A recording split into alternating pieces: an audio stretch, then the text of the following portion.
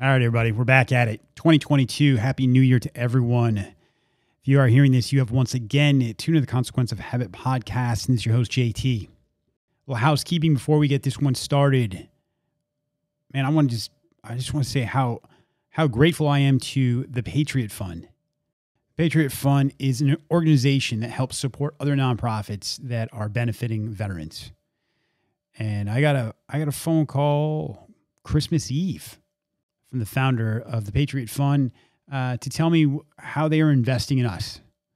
And I cannot overstate this enough by saying that without them, we wouldn't be able to do some of the things that we're going to be doing in 2022 for our veteran community. So huge thank you to them.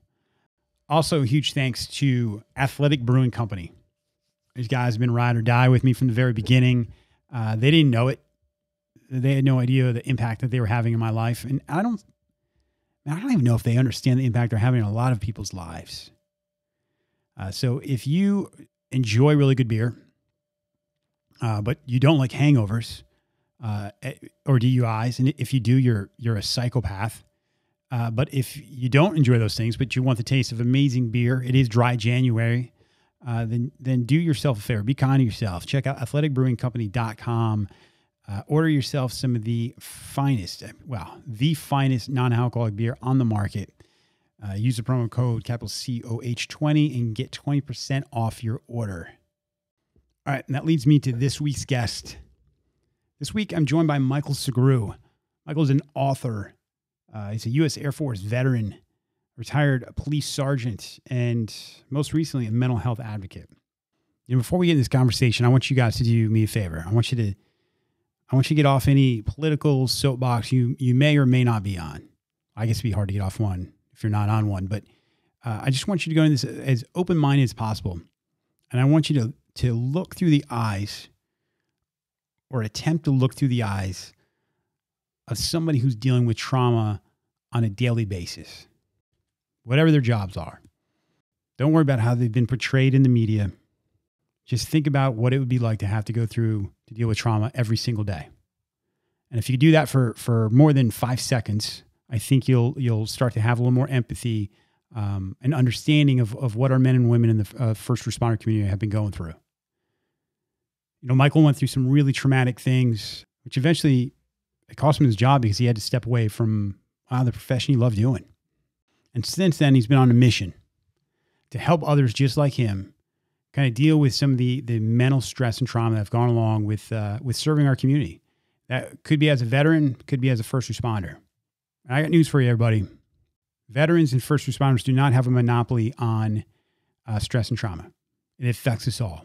So I think he's got some great messaging for anyone kind of dealing with these types of things. So this was a fun conversation just because Michael, our paths kind of intersect at points.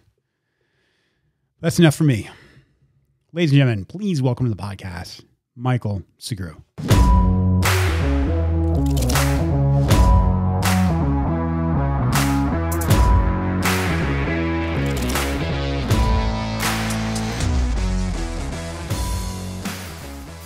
All right, ladies and gentlemen, welcome back to the podcast. This is your host, JT, and today we are here with Michael Sugrue.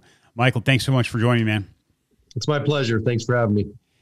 So we spoke. I'm going to start off by apologizing because I dropped the ball with an interview with you months ago. I think I got a little overwhelmed with the podcast thing and started inviting way too many people, and it just didn't fit into my, that job, that thing that pays the bills, my normal job. So I want to say thank you for reaching back out to me and making this kind of happen. So we're going to get into some frontline wellness because it's something that I'm super passionate about. Clearly, it is something that you've pursued for some time. Before we jump into that, though, if you could just give us a quick synopsis of your work history, what you did for your career, and we'll kind of take it from there. Absolutely. My law enforcement career started in the Air Force. I was a security forces officer, and basically that's anti-terrorism, force protection, nuclear security, air-based ground defense, and basic law enforcement mission. I started as a lieutenant, and I actually got out as a captain in 2004.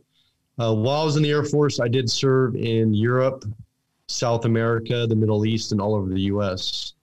I immediately transitioned into civilian law enforcement, and I got a job with the city of Walnut Creek, which is located here in the San Francisco Bay Area.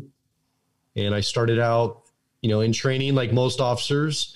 And about a year and a half on, I became a field training officer and eventually was a detective and a undercover agent on a narcotics state drug task force, and then eventually promoted to sergeant. I medically retired due to PTSI in 2018. And now currently I'm working on a book, and I'm a national speaker in regards to suicide prevention, officer wellness, and post-traumatic stress injury. And that's where the PTSI comes in. That might be a term that not everyone is familiar with. How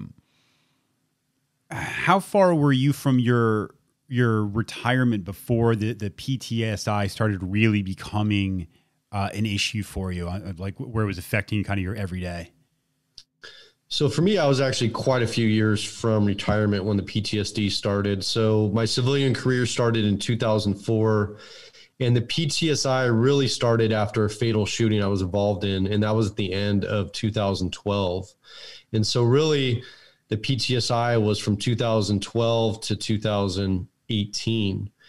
And I was in denial for most of that time. I was suffering. My life was falling apart.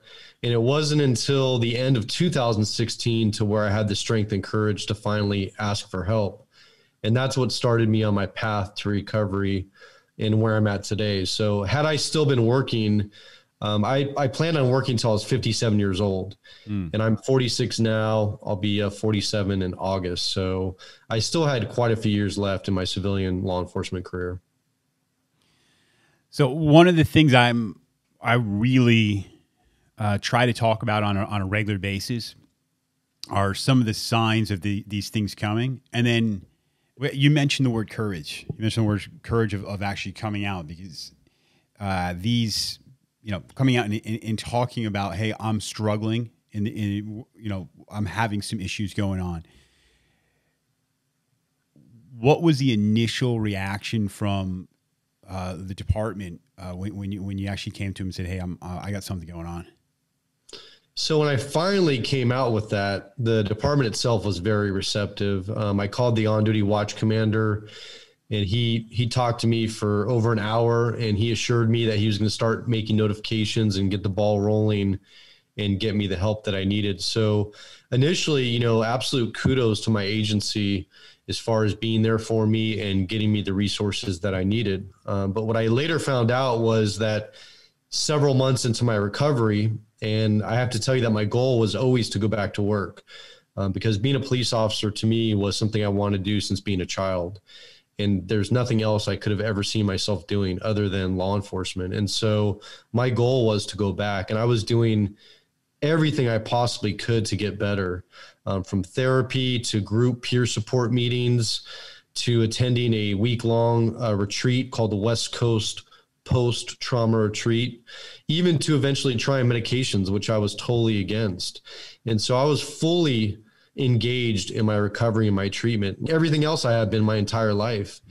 And what I found out was there was actually an administrator in my agency who didn't want me to be there anymore and tried to talk me into retiring and said, hey, we can make a deal here. And if you agree to retire, then we can make this easy on you, and you can kind of go on your way and do what you need to do. And I have to tell you that, for me, that was unacceptable. I mean, to me, I thought this was family, and this was, my brothers and sisters, and I was willing to do anything for them. And I put my life on the line every single day. And what I did find out was that I was just a number filling a position. And all my years of dedicated service, all the things I did really didn't matter when it came down to it. What did matter is they wanted a healthy person working the street, and they didn't want somebody off on injury. And, I've seen this happen to people with shoulder injuries, knee injuries, back injuries. But I think when it comes to mental injuries, PTSI, because of the stigma that's associated with that and the negative feelings when you hear, especially PTSD, which is why I don't want to call it that, because the word disorder, there's an automatic negative connotation. And people are fearful of that and they don't understand it. And I think they relate it to the term like 5150, which is what we deal with on the streets. Those are people that are gravely disabled and can't care for themselves, or they're a clear danger to themselves. And that's not what PTSI is. PTSI is an injury caused to the brain. It's a physical, chemical, injury that is caused by repeated exposure to trauma. And in many cases, and I'm talking about all first responders, it's oftentimes just numerous incidents, but then there's also oftentimes really big incidents. And that's what it was in my case is, I had exposure to a lot of little incidents, but it was my fatal shooting, which is what actually pushed me over the edge. And the sad thing is, because of that stigma that I talked about, I suffered in silence for almost 4 years, putting myself in dangerous situations, hoping I died in the line of duty eventually, because I didn't have the courage or strength to raise my hand and admit that I needed help. And that's the sad truth. And that's why I do what I do, is because I want people to know that there is help and there is hope. It's within these communities especially. So you and I have run in some of the same circles. I was Air Force also. I was out in California. I closed down McClellan Air Force Base back in 99, 2000. So I know those communities. I know the first responder community very well. And when you said this administrator wanted a healthy body, I think what you actually meant is they want the perception of a healthy body. And this is an argument I've had with lots of people, especially with how things are portrayed in the media now. There's a lot of questioning that goes on around first responders and their response to things. And this is not to cut slack to anybody on decision making, but I don't think very many people realize or truly think about the amount of trauma that these men and women are going through every single day. And I had another gentleman on here, and he had a great, I wish I remembered the exact phrase, but it's the normal expected response to this much trauma are some of the same things that people are suffering with. We shouldn't be surprised that these men and women are having these mental health issues. I mean, if you could talk a little bit more about the actual chemical process, because you compared this to a physical injury, and I've had a lot of conversations on this podcast about that exact thing. If somebody broke a bone or they had diabetes or they had cancer, that's looked at it a certain way. But when we have these interpersonal relationships and mental health issues are perceived in a certain way, it muddies the water. And hopefully that's going to change. But explain that a little bit more with the process that happens in the brain and then how that manifests itself within an individual. I'm not a medical doctor or psychologist, but there's technology available today where you can actually do brain imaging or do scans of the brain, and you can compare, what they call normal brains or people that have not been exposed to repeated trauma. And you compare that side by side with a first responder or a combat veteran, somebody who has really been exposed to repeated trauma. And there are clear differences in these images and these scans on things that happen within the brain itself. And I do know that, part of the brain, the amygdala, which is the primitive part of the brain, that controls a lot of just natural reactions like fight or flight, or like it causes anxiety, or whether or not you have panic attacks. And when you have PTSI, your amygdala is constantly firing off, and you react in a way that people who haven't been exposed to trauma, don't react. And the thing is, this is all natural though. This is all normal. So when this happens to the brain, this is the body's normal reaction. It's a protective mechanism that happens, and people don't understand that. And so, the argument is that, let's say you have an officer that injures their knee, injures their back, whatever the case may be, a clear physical injury. People accept that. They say, you know what, we're going to send you to a specialist. You're going to go to physical therapy. You're going to get some injections. maybe you're going to have surgery. Well, the same thing happens with PTSI. There's ways that you can heal PTSI. There's things that you can do. There's actual medical procedures, but there's things like talk therapy. There's EMDR. There's stellate ganglion block, which is fairly new. A lot of people don't know about. Accept these things to help you, because that's the thing is first responders, we don't want to hear about that stuff. We don't want to admit that we have a problem. We're usually in denial about these things. And the key is that we have to be open and receptive to treatment in order to heal, in order to get better.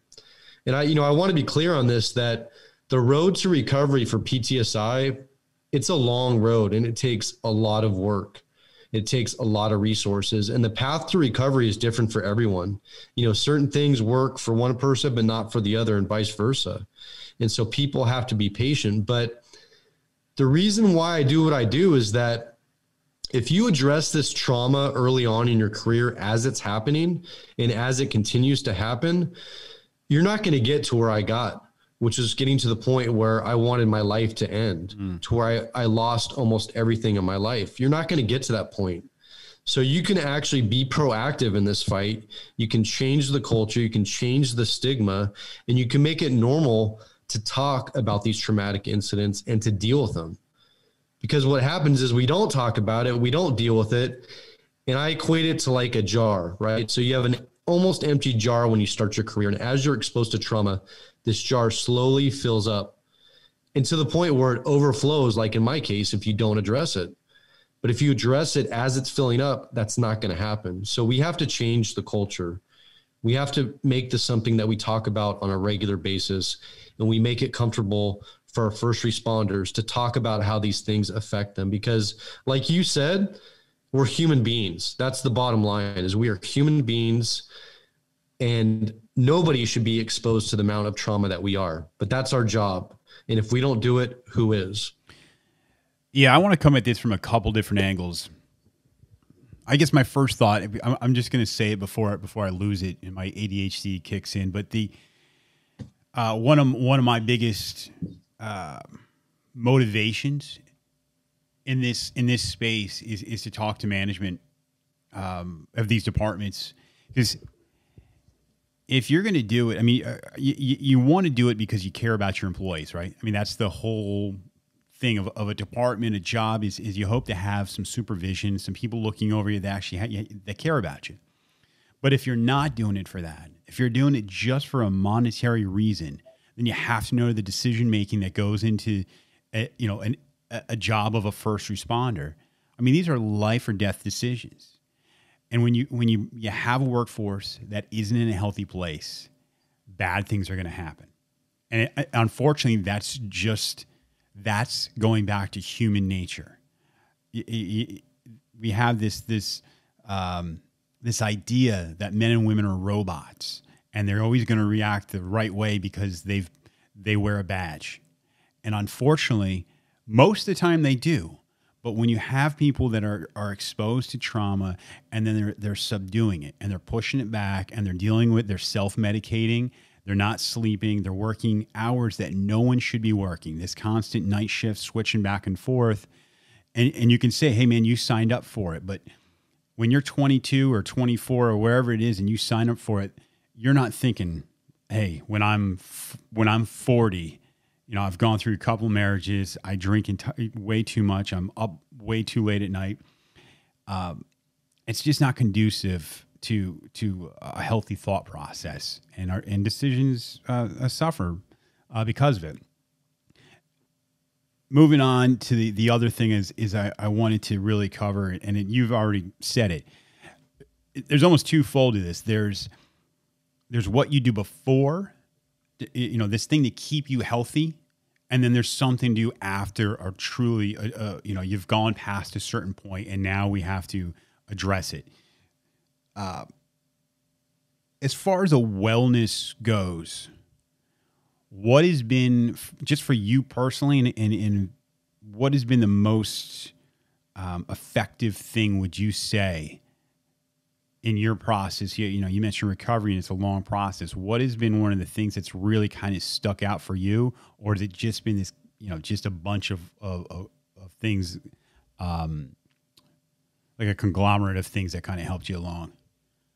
There has been quite a few different things and people that have helped me along. But what comes to my mind first and foremost is I remember when I went to my first meeting. It was basically a peer meeting for all first responders. It was a confidential meeting. It had nothing to do with my department. I actually found out about it from my therapist. And they have these meetings all over the U.S. They have them all over the Bay Area where I live. And so I found out about it, and I ended up calling the phone number. I talked to a guy who was an active police sergeant in the city where the meeting was, and he kind of filled me in on what it was. And I showed up, and I really didn't want to walk in, but once I did, I sat down and I listened. And what I found was that I was not alone. The most powerful thing was when I heard stories from other police officers, firefighters, dispatchers, and paramedics who were sharing these deep, dark, personal things with me. I mean, literally, they didn't know who I was. They've been going to these meetings for a while. I literally walked in on my first day, and they welcomed me with open arms. There was no judgment, and they literally bared their soul in front of me. They gave me that trust. And so I started going to these meetings every single week. And it probably wasn't until the fourth or fifth meeting that I got the strength and courage to start opening up and sharing. And, part of me really expected just to see shocked looks on their faces, to see maybe get up and run away or roll their eyes at me. And, the exact opposite happened. I mean, it was complete compassion and understanding. And I could see that I was genuine and from their heart. Nobody was judging me. If anything, they respected the fact that I was being open and honest and vulnerable. And that's not what happens at police departments. That's not what happens in the locker room or in the lineup or when you're parked side by side in a patrol car with another officer. That isn't what happens, but that's my point. That's exactly what should happen, because there wasn't a single person on my agency where I had that comfort level where I could share what I needed to share, what I shared at these meetings eventually. There wasn't one single person. But had there been that culture at my department, and had there been people that I trusted who understood what I was going through, I would have opened up to them. Because the facts are, my agency, they had a peer support program. They did an annual training on mental wellness. They checked the boxes and they had these things on paper, but nobody used them. Nobody believed in them. Yeah. Yeah. And that's the key, is they have to believe in it and they have to trust it. Yeah. There has to be buy-in. And unfortunately, in those worlds, when it comes from the department, most of the time it's looked at it's another training class we have to do. And when it's packaged that way, getting buy-in is a very hard thing to do. I spoke to a couple of people. I believe you're on the board, First in Wellness. Yes, I had them on, and that's what we talked about. We talked about how do you get buy-in. Because these communities, they are not super open to talking about these things. I do think things are changing. And I certainly hope that this isn't something that offends anyone who's listening to this. But your experience, I mean, it's like the first day of walking to a 12-step program, right? Because you have to go in and you have to admit, right? And you have to be vulnerable. And this is not something that people are comfortable with. And what you get from everyone around you is empathy. And they have your best interest in mind, and they want you to get this stuff out because they know what continuing down the same path leads to. They understand it. So it's a relief to be around your own. And I think the real key then is to try and spread that, because if we can't have these things just in these rooms somewhere, there has to be a bigger understanding of what's going on out there. Yeah, and again, I have these conversations, and I hope I'm not rubbing anybody the wrong way about saying that. But even within law enforcement, man, you tell people, "Hey, I quit drinking," and you'll get clowned for it. And then those same people though will reach out to you and go, "Hey, how'd you do it?" Because I'm struggling. And it's I would you agree in some ways that would be the same kind of thing? I agree 100%. I mean, the sad truth is, like you said, I've seen officers that give each other kudos for having, extramarital affairs, for drinking, for doing, basically dangerous behavior that's self-destructive. And, you hear the attaboy and you hear people joking about that. And I mean, really, that's not family. That's not love. I mean, that is all superficial is what it is. And, what really blows my mind is that, and I think about this often, is that when I was on the job, I have no doubt that my partners would follow me into an active shooter situation and be there 110%. I have, no doubts they would follow me into a heinous domestic violence in progress or any call for that matter. But why is it I can't count on those same people to be there for me as a human when I need them the most? And that is the real issue that we're talking about here, is why is that the case? And, part of it, I think, is we have this culture and the mentality that starts in training. It starts in the police academy, but also for the military, it starts in basic training and specialized training. And we're taught that we're invincible. We're almost superhuman, and that we are going to always take charge and quell any situation, no matter how dangerous or violent it is, but we're going to take charge and we're going to be okay.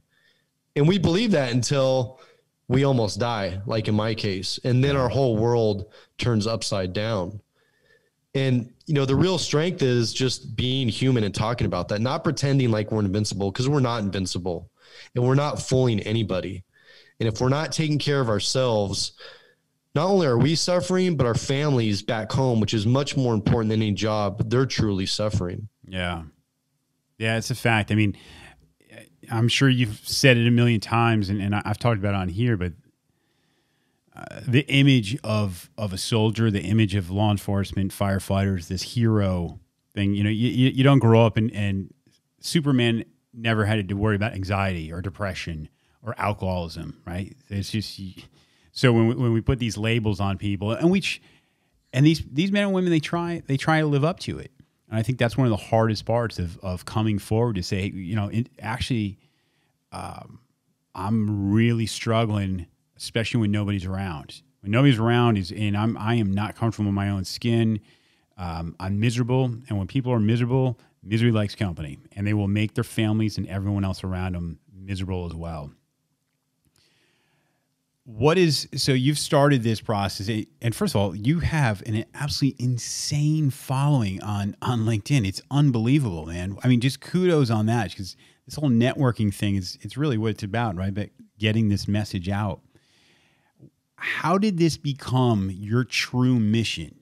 Because I understand it you personally, and I understand you going through this in recovery, and maybe you want to spread the word, but you've really taken this to a whole nother level. How did that process start for you, and what keeps that fire going? So really, I owe it to one person, because I never planned on this. I never envisioned it. I didn't even want it. And what happened was there was a former officer who I didn't know personally. His name was Danny Bird, and he was from Santa Clara County, and he was a podcast host. And he had seen me on LinkedIn, because at that point, I wasn't posting personal things about me on LinkedIn. I was just posting general education stuff on like PTSD and suicide prevention. And he basically hit me up and he's like, hey, I want to interview you. I want you on my show. And I was like, I don't want to do it. I have zero interest in that. I'm not going to do it. And he basically pestered me for a full year until I finally agreed to do it. And he's like, look, I'm going to drive from San Jose. I'm going to drive 2.5 hours to you. I'm going to set up a camera. I'll meet you wherever you want. I just need an hour of your time. That's it. And so he put me in a position where I accepted, and I didn't want to back out. So I met him actually at a Mimi's Cafe in the back room. He had a video camera, everything already set up by the time I walked in. And I remember I sat down thinking, man, we're going to have some good breakfast, have some coffee, get to know each other. He's like, look, I'm in a big hurry. I got to get back to San Jose. We're going to start this thing right now. Wow. And, I look at it. I watched that interview actually at least a couple times a year. It's my very first interview. I think it's probably my best interview, actually. And once he shared that interview, a couple things happened. The first was, for me personally, I felt this huge burden lift off my shoulders, because at that point, I hadn't really talked to anybody at my old agency about really why I was off or what happened to me. I was very closed off, and I was very ashamed and embarrassed to admit all these things that I went through, and more importantly, all these mistakes that I made, because I made a lot of mistakes. And once it was out there, it's like I had no more control. Yeah. I couldn't keep it in. Like it was out there for anybody to hear, to watch, to listen to. And it was so freeing. And what happened next was I started literally getting messages from around the world, from first responders, telling me that what I said just really, really resonated with them. And they started sharing their personal stories with me. And that's really what got me started on this. I think if that would have never happened, I wouldn't be on this path. And so one podcast led to another. I've done them all over the world now. I think I've done like 25 interviews. I'm actually in the middle of writing a book with a well-known psychologist. We're about 80% done. I'm now a national speaker. I've spoken at statewide law enforcement conferences, to the California National Guard. It's actually become a passion of mine now, to where this is all I want to do. And, I just want to share my story in the hopes that it gives people the strength and courage to raise their hand up and ask for help, and to know they're not alone. Yeah. Yeah. When you're in front of the, talking to these law enforcement organizations, we can get doctors in here and we can say, hey, this is going to be the physical response to trauma. This is what's going to happen. Are the solutions that are being presented are they being taken seriously? Because I would imagine they have to be fairly drastic compared to what's out there now. And then the second part of that question is, what are some of the changes that maybe you're starting to see being made? In my case, as you mentioned, when I speak, I get to have the interaction after I speak. So I have people that come up to me. And I remember when I spoke to the California National Guard, and there was spoke to about like 400 people. But after I spoke, there was a 1-star general and several full bird colonels down to airman basics that pulled me aside and came up and started just sharing very personal things with me. And what I thought was very profound is when you have a 1-star general, anyone who's familiar with the military rank structure, a 1-star general is like God. I mean, any general rank is like God in the military. And this general is the one who arranged to have me come in and speak. And when he shared what he had been through, I mean, it blew my socks off that this guy was still in uniform and still leading. And that gave me hope that there are courageous leaders out there like this general who are leading from the front and showing their vulnerability and looking out for their people. And so, I've seen a change. I've seen it with specific agencies where they've asked me to come in, but that's the key, is getting an agency to make this happen. That's the first step. And I think it's a great step. I think it's the biggest hurdle, is having people like me, and there's lots of us out there, bring them in, have them talk to the officers, bring them into the actual police academy, bring them in early and change that culture. Or on the flip side of that, I want to tell you a quick story. I spoke at a law enforcement agency here in Northern California, Vacaville. I'm sure you're probably familiar with it. Outstanding chief who just retired. I sat down with him for several hours, days before I spoke, and he was, talking to me in depth about what they do at Vacaville PD to basically make this normal, to talk about things that are bothering him, to talk about trauma, to talk about these incidents. And he shared a story with me, and I later met this lieutenant, but there was as you mentioned, kind of like that checkbox training, that peer support training that we all have. And so the entire department was at this peer support training. And this lieutenant, out of the blue, it wasn't planned, he decided to open up and share his deep, dark personal experiences after being involved in several critical incidents and the toll that it took on him personally and on his family. And the thing was, nobody in that room other than the chief had any idea, because we're so good at putting up a front and fooling everybody, at least at work, that, you know, nothing's affecting us, nothing's bothering us. And that is true leadership. Being in a position to make a difference and being 100% vulnerable and open and setting the example. That's what we need more of. Dude, you're talking my language, man. This whole thing of packaging something and presenting it, it's all bullshit. It's bullshit. You know, I'm not saying everyone has to walk around and talking about their feelings all the time. That's not what I'm saying. There's a time and a place for it, and then there's recognizing when people are struggling. You mentioned you get these data boys when you found out somebody spent the night out drinking, or they've got, you know, stuff going on outside their marriage.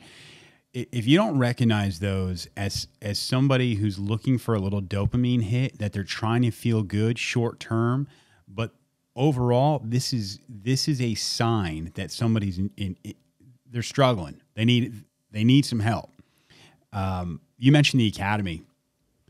The academy to me is just like it's the foundation for a law enforcement career. The academy to me is really where this stuff has to be taught, because that invincibility is really driven home right at that time. And this is where everyone feels invincible.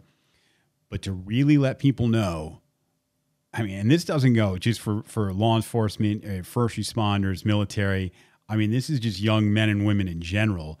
You need to know that life is it's gonna drag you down, and you're gonna be suffering, and it's okay. You don't have to package it as this G.I. Joe character. It's okay to be struggling a little bit. It's okay to ask for help. Matter of fact, that's strength. That's what real strength is. It's, you know, I've said it on here a bunch of times, man. When people, you know, I always kind of fall back on alcohol, and because that was one of my issues, and people say, well, I can't come out and say it, man, because it's a weakness. I'm like, no. You not saying something is weak. That's weak. Doing the same shit over and over, that's weak. Strength comes from actually being a grown up and facing your problems. And if management in these communities they don't see that, then they're the problem. They're part of the problem. But you get me all fired up, Mike. You got me fired up. You know, but it's a reality, and the thing is, you know, that is strength, asking for help. That is true courage. But I truly believe that was weakness, and it was shame for me, and that's why I didn't do it. And I didn't see until I'm where I'm at now that it's actual pure strength and courage. In fact, it's the bravest thing I've ever done. And I mean, how ironic is that we're teaching our people the polar opposite of what real strength is. And when you mentioned the police academy, what blows my mind is, you know, at least here in California, I remember I went to the academy. I think we had 880 hours of post, you know, hours that we had to do to get our basically our certificate to become a basic police officer. And how hard would it be to have somebody come in, somebody who almost lost everything, or maybe even somebody who tried to kill themselves, or maybe a survivor of someone who actually did kill themselves, and bring them into the academy for an hour and a half max so they can share their personal story. And that's the thing, is some of these solutions are so easy, and they're not expensive. Nope. But yet nobody wants to do it. Nobody wants to make it a priority. I remember I learned about, you know, other people on the street with their mental illness, but we didn't talk anything about the toll of the job. We didn't talk about trauma to us, about the things we were going to see. We were too busy driving cars and shooting guns and doing death tech, all the exciting stuff. But we need to teach the real stuff, the stuff that's going to save our officers' lives. Because one thing I haven't mentioned that you already know is that officers are much more likely to die by their own hands than the hands of another. And that is a fact. Yeah. And that goes into the habits, man. That goes into, you know, I wish this was like a, you know, you just took a pill and all of this stuff fixed itself. But just like most problems, it's multifaceted, and there's a lot of different ways to go about this. We talk about stigma of coming forward with mental health issues, and I think within these communities, the stigma that goes with some of the things that can really help people. And those goes into the holistic things like meditation, things like breath work, the physical activity, just like the habits that we talked about before, the bad habits that give these little dopamine hits, but overall make you feel like crap. Well, on the flip side, that's the great thing about habits is there's the good ones. There's these other things that you can do. And we need to be talking about these things to these communities and letting them know if you're persistent, there's positive things. There's feelings of pride that come along with these that you're not going to get from a side piece or from drinking a 12-pack every night. You're going to feel better about yourself. You're going to be better at your job. You're going to be a better father, mother, all of these things. And these things they're not talked about. Maybe you talk about, how much you benching or how much you lifting or something like that. But it's this merging of communities. Again, something else I've said, we're taking these yogis from the 70s and 80s but we need some of it. We need this emotional awareness because a lot of people, they don't even know they're struggling. They don't know it. They just know they keep doing things to feel good short term and they don't even know why they're doing it. And then until it's too late, it's catching these things early on. How did that? Go ahead. One thing that I've found in my work that I do, because I do a lot of volunteer work. I'm a peer for the West Coast Post-Trauma Retreat, but oftentimes first responders don't realize how messed up they are until they retire. And that's because that's when they have nothing but time to stop and think about the job, think about the toll that it took. We're good when we're operational. We have that uniform on, we're at work.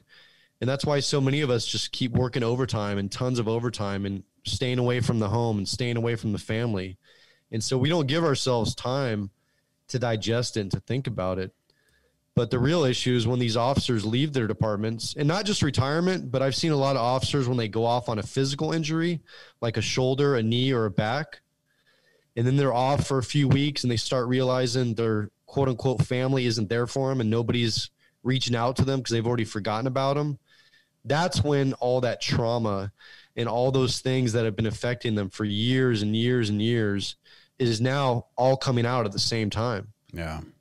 Yeah. And, now they're stuck at home and they're isolating and they feel helpless and there's nobody they can reach out to. And that's when bad things happen. It is. Yeah. You don't have that distraction, right? A lot of this is you distract yourself with work or whatever it's going to be. And then you have that identity wrapped into this job because it's what inherently happens. You surround yourself with these people doing the same thing because they get you, they understand you. And when that's gone, that's a dangerous thing. If you're not in the right mind space and you're left out there, you're an island. Unfortunately, the same coping mechanisms that maybe you got those attaboys are really going to have some tolls, really going to be detrimental. What were some of the first signs that if you look back, because like you said, it's after you get away from that. And I would imagine the more you distance yourself from that, the more you can really start to see, oh yeah, here were some signs. Here were a couple times where I'm probably not acting the way I would have if I was in a healthy space. Looking back at that, what were some of the telltale signs that you think that you can really kind of say, yeah, that's not good?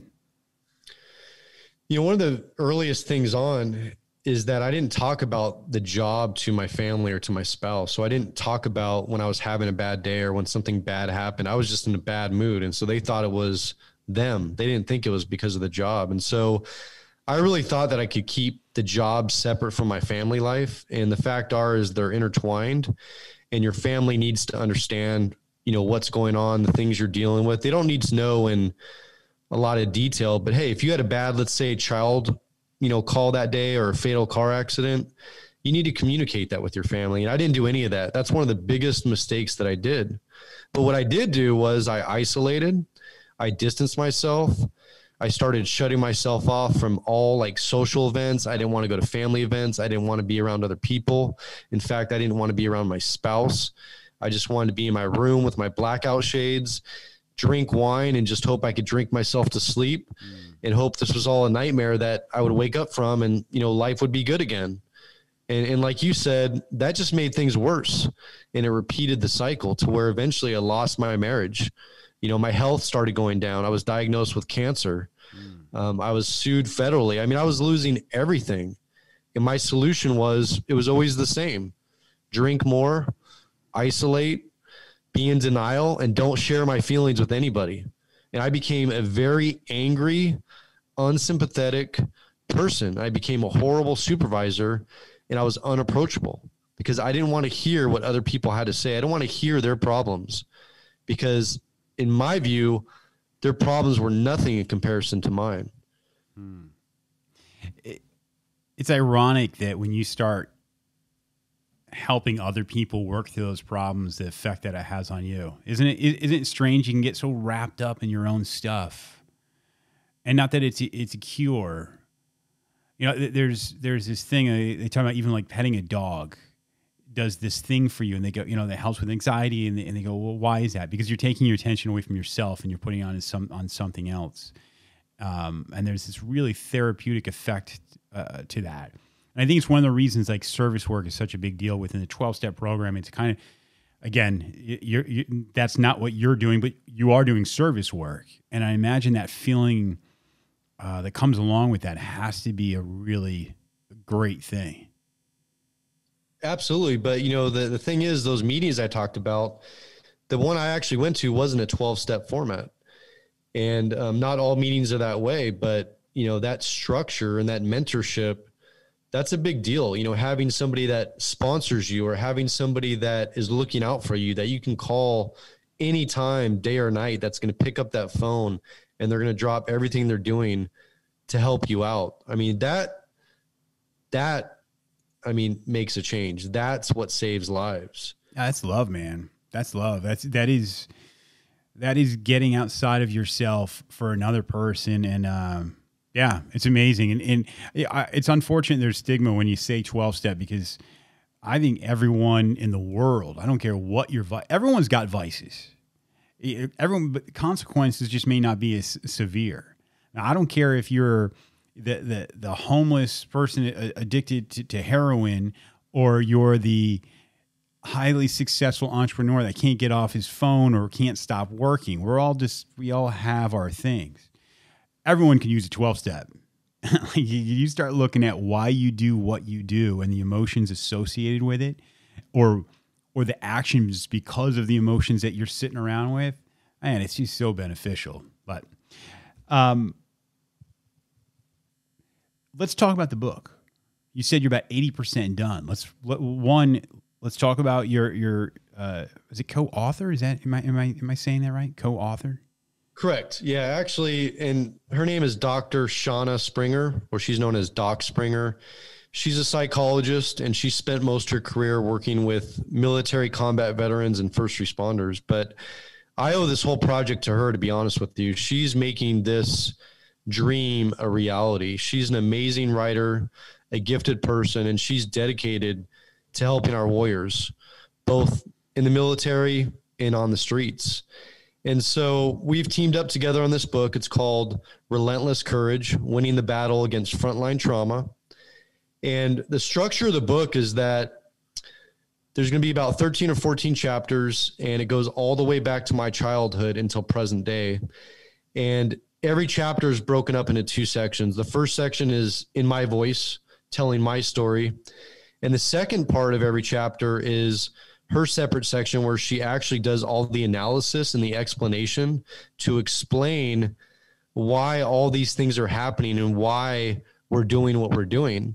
And the beauty about this book is that this book is for everybody. I mean, it's for the first responders, it's for the military, the veterans, but it's for their family, for their loved ones. It's for anybody on the street, because this is going to really open up people's eyes as to the things that we see and how we react to them, and the fact that we're all human and that the way we react to this stuff is normal.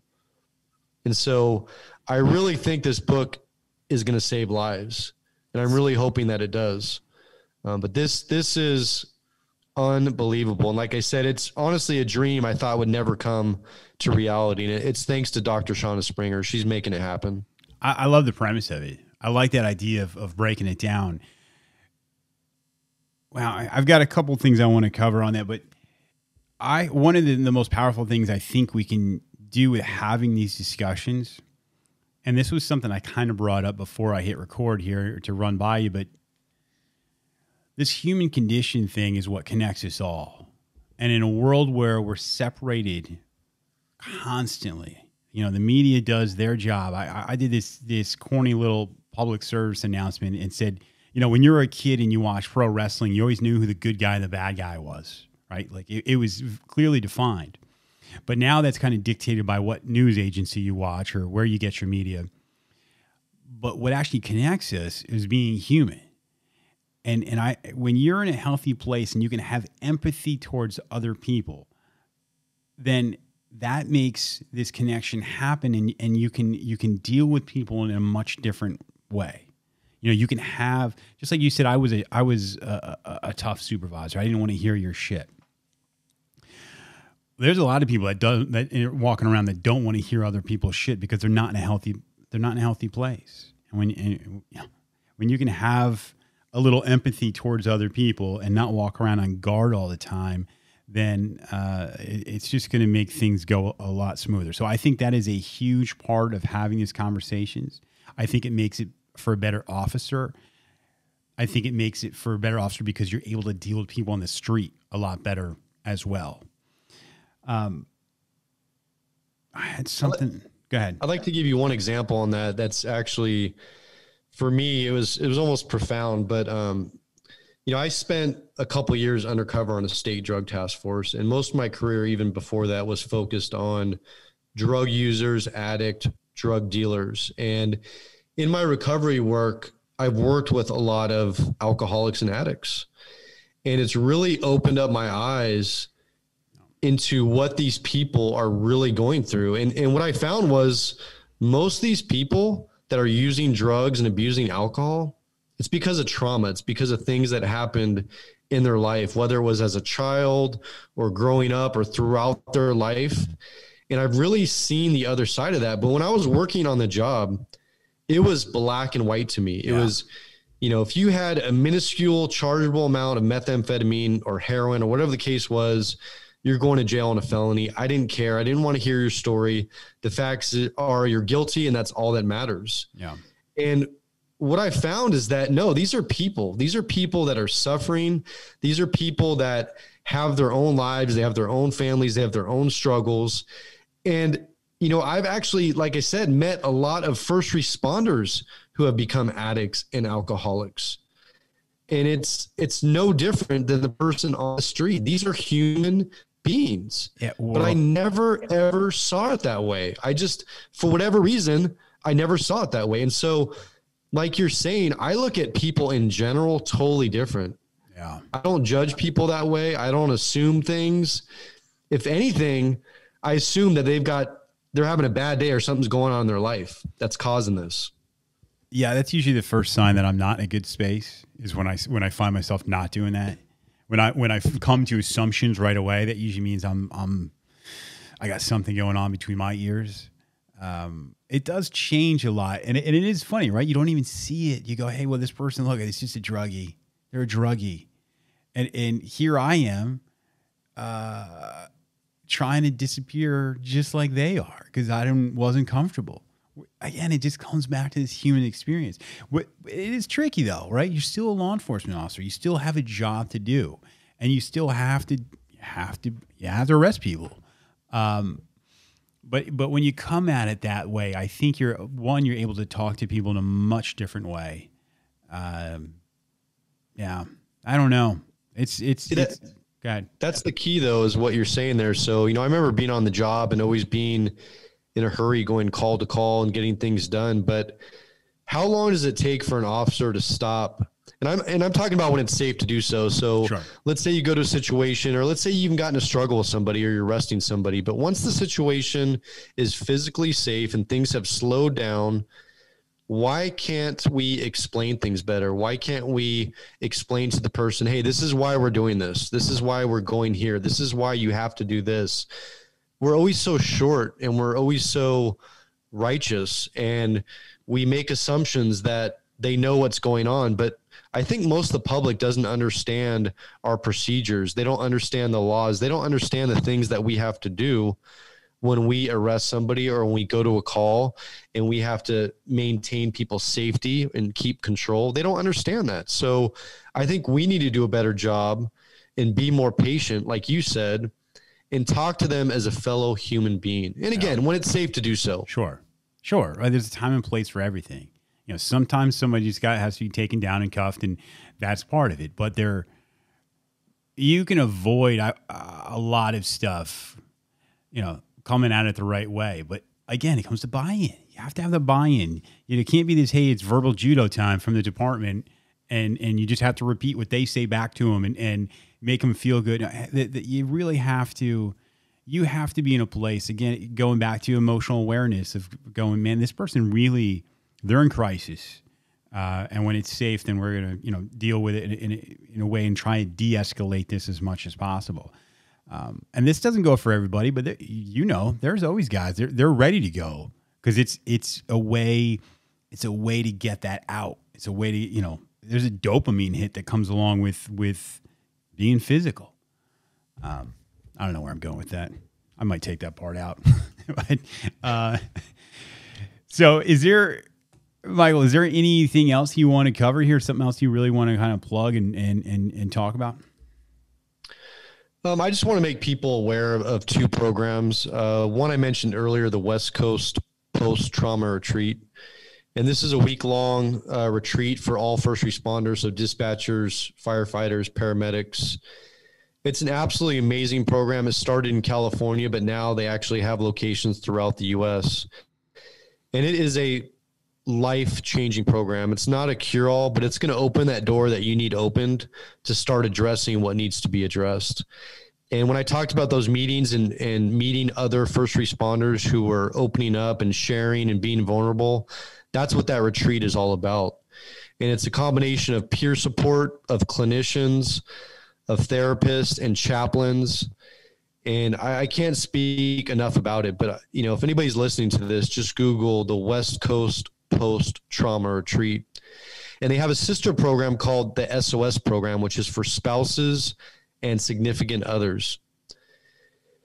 And let's face it, if we're suffering, our family members are suffering. That's the bottom line. And if we need help, I guarantee you that our family members need help as well. And so the beautiful thing about this program is that once you go through the West Coast Post-Trauma Retreat, your significant other or spouse is eligible to go through the SOS program at no charge. That's awesome. I'm going to have links to both those in the show notes. Thank you. Yeah, for sure. And there is one other program. It's called Save a Warrior. And this program, though, the difference is, there's a couple differences, but this one is open to military, active duty veterans, but it's also open to first responders. It's almost a week. It's peer driven. It is for males and females, but they run them separately for a reason. Yeah. But this second program actually focuses on the childhood trauma. And we call this complex PTS, where you have the childhood trauma and then you have the work trauma related or topped on top of that. So the facts are that many, many first responders have some form of childhood trauma. In many cases, it could be very mild, like an emotionally distant parent, but it could also be very severe, like physically abused or sexually abused. And it's not by accident that we choose this profession of being first responders or even the military for that matter. And so this program, Save a Warrior, focuses on that. And the beauty of it, there is no cost to Save a Warrior. It is all funded by donations. All you have to do is get yourself there. They have 2 locations, one in California, one in Ohio. You can apply online. You just Google Save a Warrior. It takes 5 minutes. They'll set up a rostering phone call and somebody will call you, and within an hour phone conversation, they will determine whether or not that program's for you. That is so great. And I've said this a bunch of times, man, where there is, if you think there's a huge difference between somebody who picks a life of crime and someone who picks a life of law enforcement, not always, but there's a lot of times we are cut out of the same piece of wood.